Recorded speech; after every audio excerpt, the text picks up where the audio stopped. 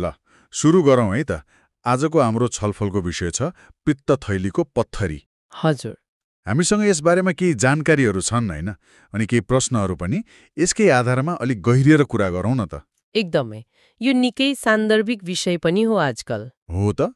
अब यो पित्त थैलीको पत्थरी खासमा के हो, कसरी बन्छ, अनि यसले के असर गर्छ, समाधान के छ, यिनी कुराहरूमा केन्द्रित रहौँला। ल अब सुरु गरौँ पित्त थैलीबाटै। यो हाम्रो कलेजोको ठिक तलतिर रहेको एउटा सानो थैली जस्तो अङ्ग हो। यसको मुख्य काम भनेको कलेजोले बनाएको पित्तलाई जम्मा गरेर राख्ने। ए पित्त जम्मा गर्ने। त्यो पित्त के काम लाग्छ नि? खास गरी चिल्लो खानेकुरा पचाउनलाई पित्तले चिल्लोलाई सानो सानो टुक्रा बनाउँछ अनि पचाउन सजिलो हुन्छ। ए बुझेँ। अनि यही सानो थैलीमा कसरी त्यो ढुङ्गा जस्तो पत्थरी बन्न आइपुग्छ त? केही कारण छ कि? छ नि। मुख्य कुरा चाहिँ त्यो पित्तको बनावटमा, त्यसको कम्पोजिसनमा गडबडी हुनु हो। कस्तो गडबडी? अब हेर्नुस्, पित्तमा विभिन्न तत्त्वहरू हुन्छन्, जस्तै कोलेस्ट्रोल अनि बिलिरुबिन भन्ने तत्त्व। बिलिरुबिन? हजुर, त्यो रातो रक्तकोष टुक्रिँदा बन्ने पहिलो पदार्थ हो। जब पित्तमा कोलेस्ट्रोल वा बिलिरुबिनको मात्रा चाहिने भन्दा धेरै हुन्छ नि, अथवा पित्त राम्रोसँग बगेर थैलीबाट बाहिर जान पाउँदैन, त्यो जम्न थाल्छ। ए जमेर बस्ने हो। अनि त्यही जमेको तत्त्वहरू बिस्तारै कडा हुँदै जान्छन् अनि ढिक्का बन्छन्। तिनै हुन् पत्थरी। ए त्यस्तो पो हो। र अचम्मको कुरा के छ भने यी पत्थरीहरू बालुवाको कण जत्तिकै सानोदेखि लिएर गल्फ बल जत्रो ठुलोसम्म पनि हुन सक्छन्। के रे, गल्फ बल जत्रो? त्यो त निकै ठुलो भयो त। हो नि। अनि पत्थरी बनिसकेपछि शरीरले केही सङ्केत दिन्छ, कसरी थाहा पाउने? यो पनि चाखलाग्दो छ। धेरै मान्छेहरूमा पत्थरी भए पनि उहाँहरूलाई केही लक्षणै देखिँदैन। ए हो र? केही पनि नहुने? केही पनि। यसलाई साइलेन्ट गलस्टोन भन्छन्, चुपचाप बसिरहेको पत्थरी। ए साइलेन्ट गलस्टोन? हो। तब समस्या सुरु हुन्छ। अनि मुख्य लक्षण भनेको पेटको दाहिने माथिल्लो भागमा कोखातिर अचानक एकदमै चर्को दुखाइ हुनु हो। एकदमै चर्को? कस्तो खालको दुखाइ? सहनै नसक्ने खालको, भित्रबाट बटारे जस्तो, घोचे जस्तो। त्यो दुखाइ केही मिनेटदेखि लिएर केही घण्टासम्म पनि रहन सक्छ। ओहो, त्यो त निकै गाह्रो हुने रहेछ। त्यो दुखाइ बाहेक अरू केही लक्षण पनि हुन्छन्? हुन्छन्। दुखाइ सँगसँगै वाकवाकी लाग्ने, बान्ता हुने, अपच भए जस्तो हुने, पेट फुल्ने, भारी हुने, यस्ता समस्या देखिन सक्छन्। अनि यदि त्यो पत्थरीले गर्दा संक्रमण भयो भने ज्वरो आउने, काम्ने जस्ता लक्षण पनि देखिन्छन्। भनेपछि लक्षण नदेखिँदा त पत्तै नहुने, तर देखिएपछि दुखाइ र अरू समस्या पनि। खै यसलाई व्यवस्था गर्यो भने के हुन्छ त? यसका नराम्रा असरहरू, साइड इफेक्ट्स के छन्? हो, यो महत्त्वपूर्ण कुरा हो। यसलाई हल्का रूपमा लिनु हुँदैन। यदि पत्थरीले निरन्तर पित्त नलीमा बाधा पुर्याइरह्यो वा संक्रमण भयो भने गम्भीर समस्याहरू आउन सक्छन्। जस्तै पित्त थैली नै सुन्निने र पाक्ने, जसलाई छोलिसिस्टाइटिस भनिन्छ। यो आफैमा एकदमै दुख्ने र खतरनाक अवस्था हो। पित्त थैली नै सुन्निने? हजुर। अनि अझै गम्भीर अवस्थामा यदि त्यो पत्थरी पित्त थैलीबाट सरेर मुख्य पित्त नलीमा गएर अड्कियो भने त्यसले पित्तलाई आन्द्रामा जानबाट रोक्छ अनि जन्डिस हुन सक्छ। आँखा, छाला पहेँलो हुने। ए जन्डिस पनि? हो। र त्यो भन्दा पनि अझै खतरनाक हुन सक्ने भनेको चाहिँ यदि पत्थरीले प्यान्क्रियाजको नलीलाई पनि थुनिदियो भने प्यान्क्रियाटाइटिस हुन सक्छ। प्यान्क्रियाटाइटिस?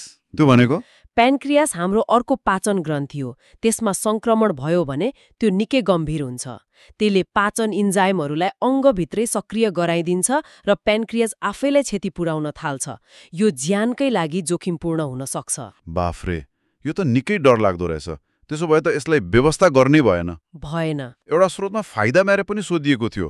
के पत्थरी हुनुको केही फाइदा पनि होला त? खै, चिकित्सा विज्ञानले त अहिलेसम्म पित्त थैलीको पत्थरी हुनुको कुनै फाइदा देखेको छैन। स्रोतमा पनि यस्तो केही उल्लेख छैन। यो त केवल एक स्वास्थ्य समस्या हो जसले जटिलता मात्र ल्याउँछ। फाइदा त के हुनु र? हो त ठिक छ। अब समाधानतिर लागौँ न त। यसलाई हटाउने उपाय के छन् त? अपरेसन नै गर्नुपर्छ? सबैभन्दा प्रभावकारी र अहिले संसारभरि चलन चल्तीमा रहेको उपचार भनेको शल्यक्रिया नै हो। शल्यक्रिया? हो, शल्यक्रिया गरेर पित्त थैली नै हटाउने, जसलाई चोलिसिस्टेक्टोमी भनिन्छ। पित्तथैली नै फाल्ने, त्यो फाल्दा केही फरक पर्दैन? त्यस्तो ठूलो फरक पर्दैन। पित्तथैली नहुँदा कलेजोले बनाएको पित्त सिधै आन्द्रामा जान्छ। कसैलाई सुरुमा चिल्लो पचाउन अलिक गाह्रो हुन सक्छ, तर शरीरले बिस्तारी एडजस्ट गर्छ। अनि अपरेसन कस्तो हुन्छ? ठूलो चिरफार गर्नुपर्छ? पर्दैन। आजकल धेरैजसो ल्याप्रोस्कोपिक विधिबाट गरिन्छ। पेटमा सानो सानो प्वाल पारेर दूरबीन र मसिनो औजार छिराएर गरिन्छ। ल्याप्रोस्कोपी त्यो त धेरै सजिलो होला नि है? हो नि। घाउ सानो हुन्छ, दुखाइ कम हुन्छ, अस्पताल बसाइ छोटो हुन्छ, अनि बिरामी छिट्टै आफ्नो सामान्य जीवनमा फर्कन सक्छ। त्यो त राम्रो भयो।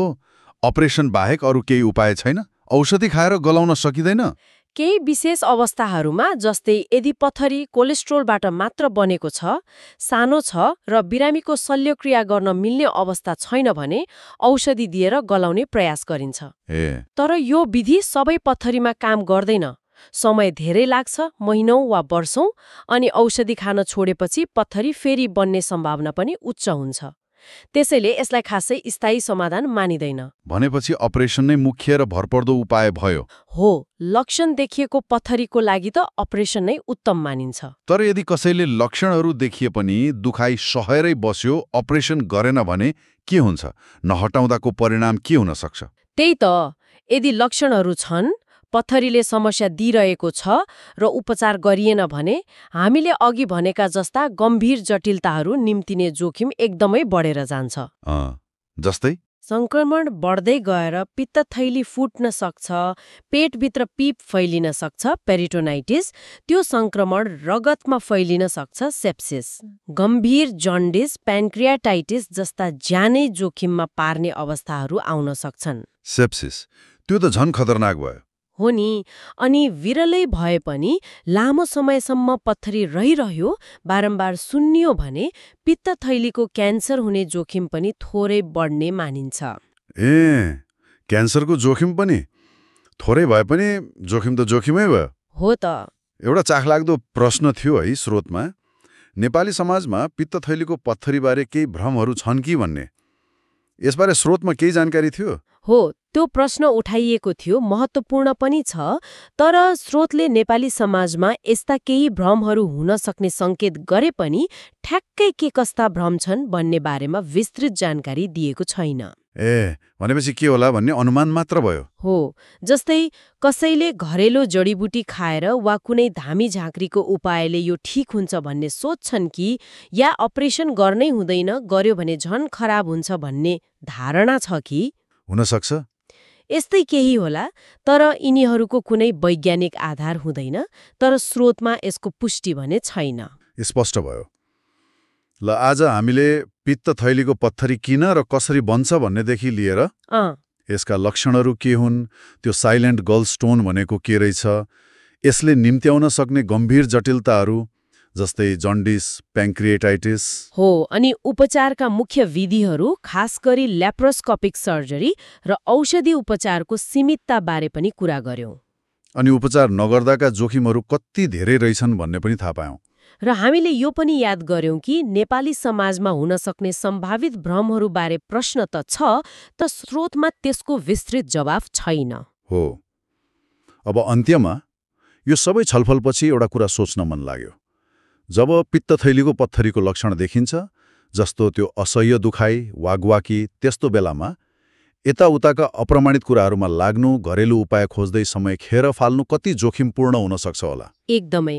निश्चित गरी जब हामीले प्यान्क्रियाटाइटिस जस्ता गम्भीर, ज्यानै लिन सक्ने जटिलताहरूको बारेमा कुरा गर्यौं, यस्तो अवस्थामा सबैभन्दा बुद्धिमानी कदम भनेको भ्रममा नपरी तुरन्तै विशेषज्ञ डाक्टरको सल्लाह लिनु नै होइन र? निश्चित रूपमा।